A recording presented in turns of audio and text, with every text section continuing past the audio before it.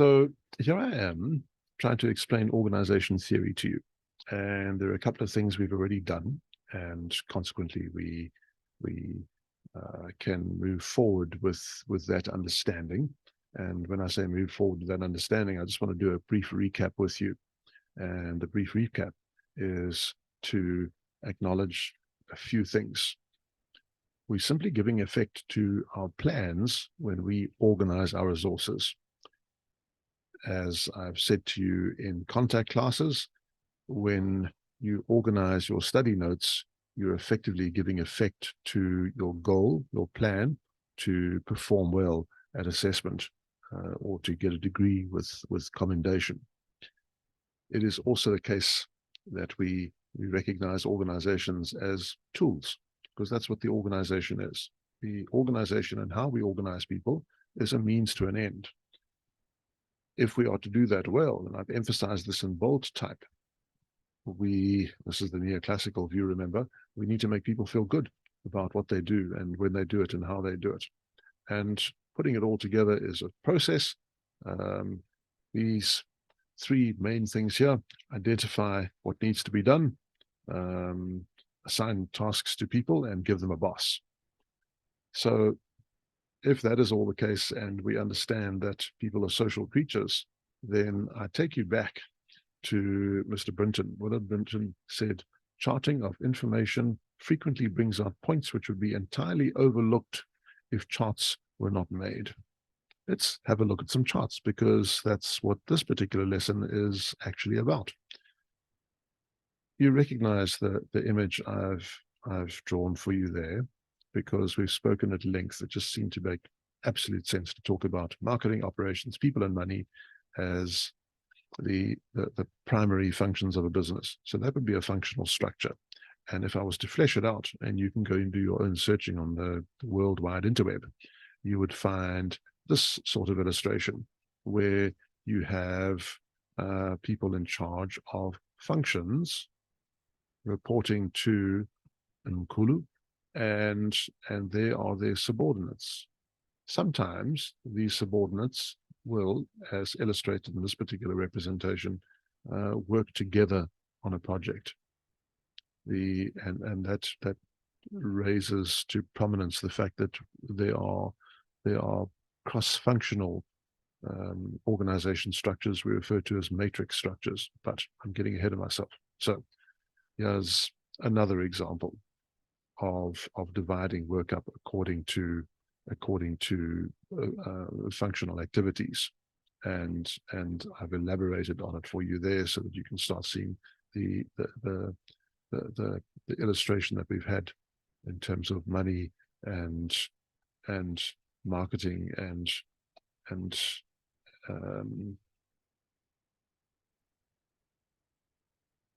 I've just realized something. I need to speak to you about marketing as being a combination of things. And that combination of things is the recruitment of customers, and that bit of marketing over there, which is related, is about merchandising, which is getting stock onto shelves in stores when you're selling consumer packaged products. So if you've been around the supermarket and you've seen people in what looks to be a uniform packing the shelves, you'll find that those people are merchandisers. What they're doing is putting out stock and displaying stock and making the shelves look attractive to customers. It's something I've mentioned to some of you in the groups that I teach, and I've spoken about how that is a cost which is either carried by the retailer or passed on by the retailer to the supplier of the goods in the form of a discount against invoice value, which is raised by the retailer. In other words, if you walk into Checkers and you see people stocking the shelves, they don't work for Checkers, but they are contracted by Checkers, but they're not paid for by Checkers. They are paid for by the people whose products are being stocked on Checkers shelves. So just an example of yet another example of a functional structure. Now, if you if you group jobs into functions, then you must be doing it for some sort of point. And the point would be to have people doing similar work, cooperating with other people doing the same or similar work, and reporting to one person who can be in charge of people who are doing similar stuff. In other words, it makes the management of people doing similar work that much more simple, that much more effective.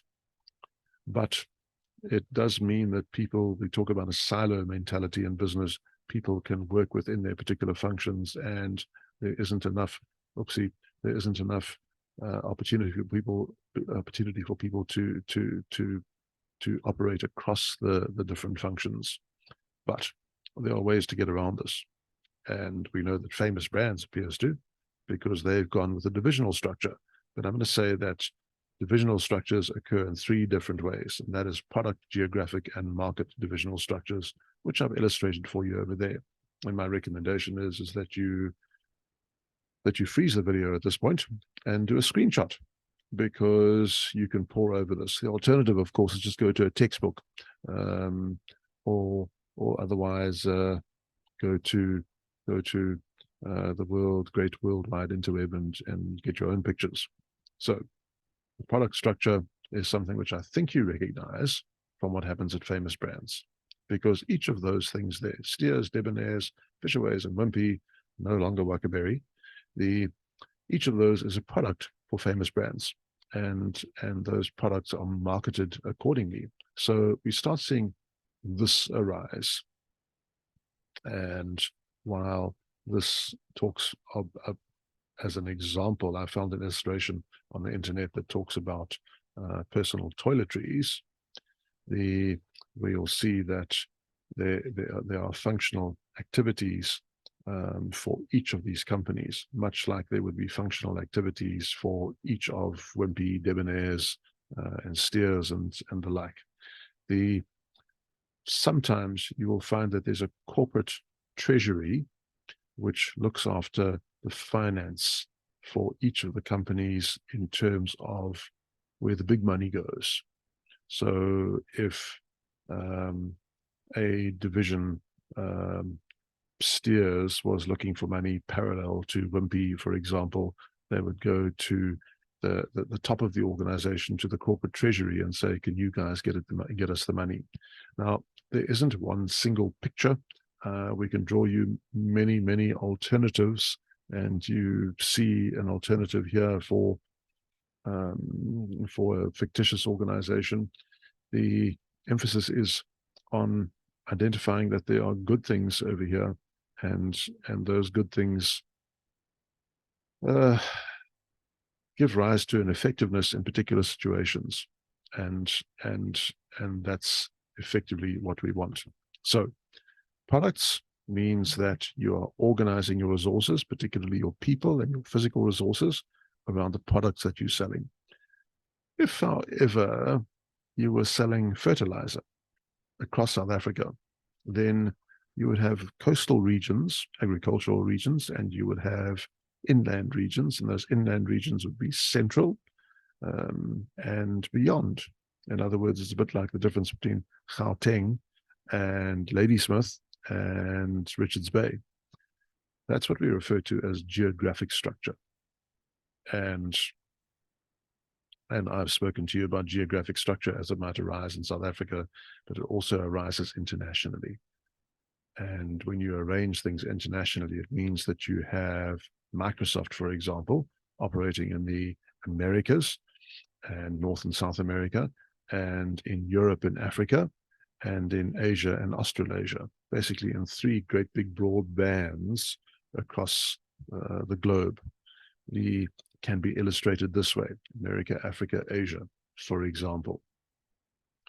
Now, I don't want to dwell in this introductory course in the Principles of Management on matrix structure for too long. The point we wish to make, however, is that in order to avoid silos, and in order to get people to contribute towards getting products into customers' hands that work that make profit for the firm, we might get people to cooperate. So what you see here is what appears to be a functional structure, correct? And that functional structure is also over here based on or exploiting a product structure. So there will be people who work in teams. There'll be marketing people who specialize in marketing, but they will market for 3 different products. And there are salespeople who will look to undertake sales promotions, for example, for three different product divisions. That is as much as I want to say about matrix structure, because it's more complex to understand. And what I would have said to you if I was talking to you in a class was that, and I think I've said it several times, it's not good to have people report to 2 bosses. You can't have someone working here reporting to a marketing boss as well as the boss of electronics and expect that they're not going to try and evade responsibility if they're placed on the spot.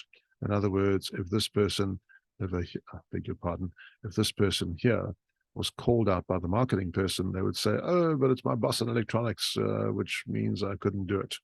And if this person over here was called out by the boss of home goods, they say, yes, but I'm sorry, I had to do something for the sales guy. We're almost done here.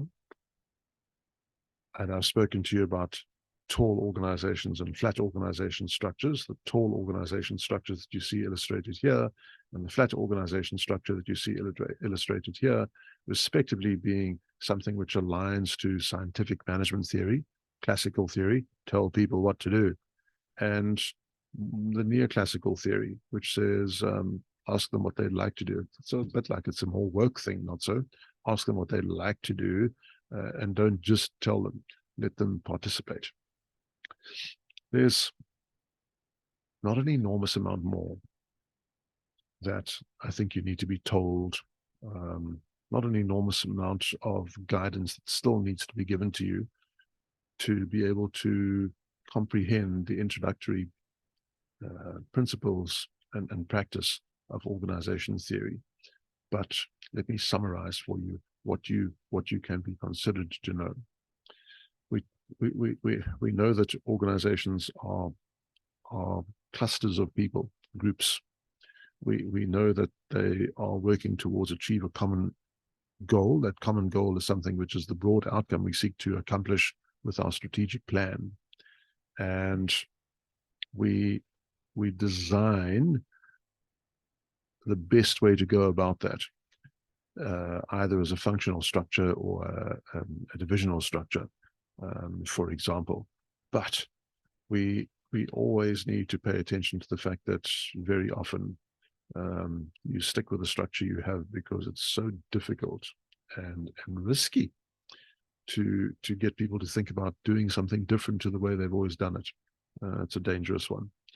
And at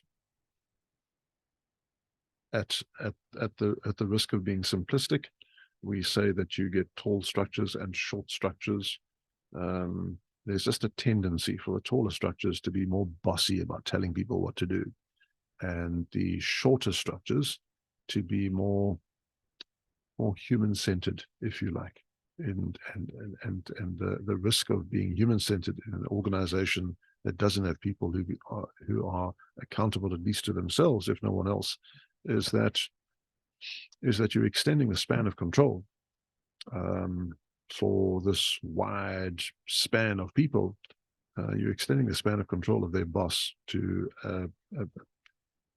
basically you're stretching the rubber band too far. You're putting too many people into the control domain of a manager, and if they're unable to manage their own activity, then the manager's work is really going to be cut out trying to get them to do what needs to be done. So we look at functional structure, we look at divisional structure, which falls into 3 types, and we look briefly at matrix structure. At this point in time, it remains only to say that if in the sequence in which I present these lessons, you can be regarded, or you can regard yourself as being as as having a satisfactory comprehension, basically, of planning and of organization. That means you could undergo assessment in it, and we could move on and talk to you about controlling and leading. And that, in fact, is the next thing that we're going to do. So thank you very much for tuning into this.